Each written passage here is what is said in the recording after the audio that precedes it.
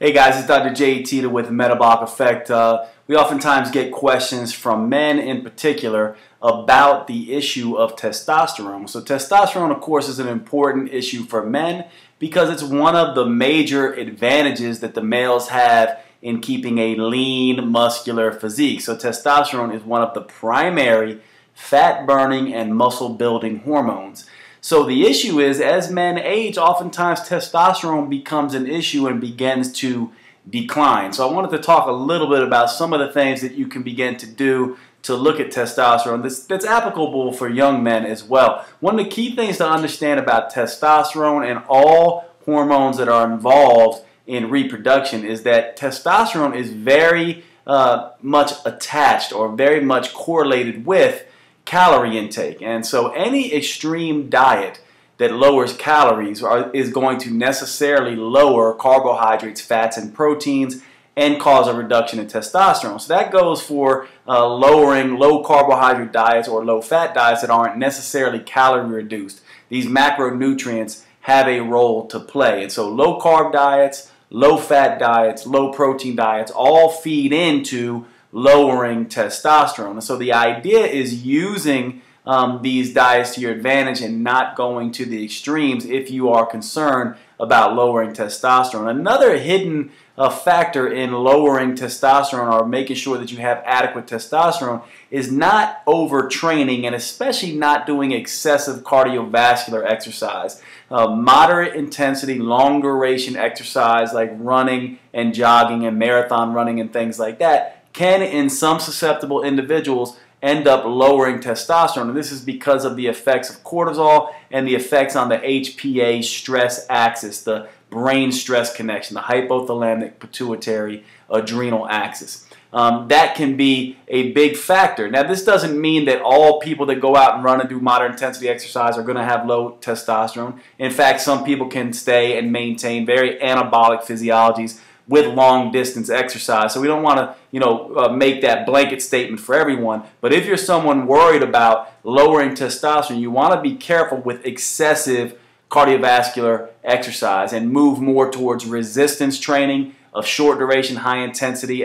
exercise and high intensity interval training. Two tricks I'll give you when you're working out is going for the burn, the lactate burn that you get from exercise, which is not actually caused by lactate, but it's correlated with lactate, will assure that you're getting an adequate testosterone response from your weight training workouts, and also making sure you're going heavy enough with the weights and getting the muscles to strain is another thing that's correlated with high testosterone from exercise. You really want to be looking at testosterone and that anabolic-catabolic balance by making sure you recover and get adequate nutrition post-exercise.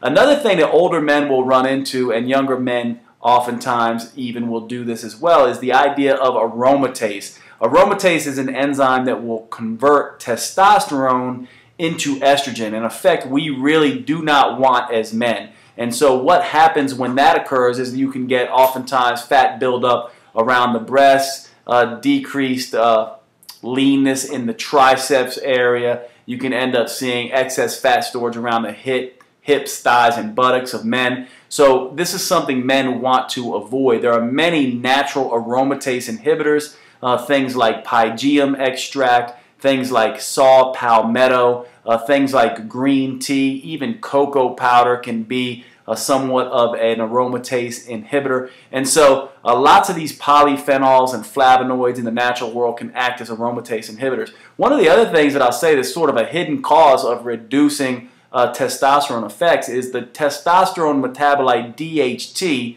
dihydroxytestosterone, which is converted from testosterone, is a powerful anabolic modulator. And things, there are many 5-alpha reductase inhibitors in the world that inhibit testosterone conversion to DHT. One of the ones many men should be concerned about is finasteride or Rogaine and its action on this particular enzyme, which ends up reducing DHT and also can decrease testosterone effects. So you want to be aware of that as well. And so hopefully that's helpful for you in terms of testosterone. Another really interesting thing to understand is that the two minerals that are associated with increased testosterone mostly are zinc and magnesium. Now, of course, if you take extra zinc and magnesium without being low in them, they will not elevate testosterone. However, zinc and magnesium are very depleted in stress and overtraining, and so supplements like ZMA that have zinc and magnesium will assure that you have enough of these minerals,